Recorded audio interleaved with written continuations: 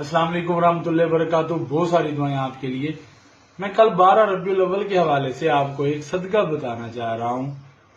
آپ نے کل ایسا کرنا ہے کہ صدقے پہ عمل کرنا ہے. انشاءاللہ تعالی پورا سال آپ پریشانیوں سے محفوظ رہیں گے. اس چیز کو آزما کے دیکھیے گا.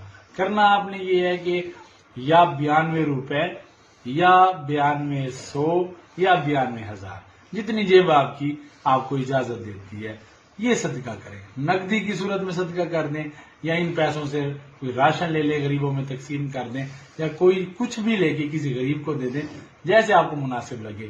یہاں تک کہ اگر آپ 92 روپے کا حشرات کے لیے باجرہ لیتے ہیں اور چڑیوں اور حشرات کو وہ باجرہ بھی ڈال دیتے ہیں تو یہ بھی ایک بہترین صدقہ ہے.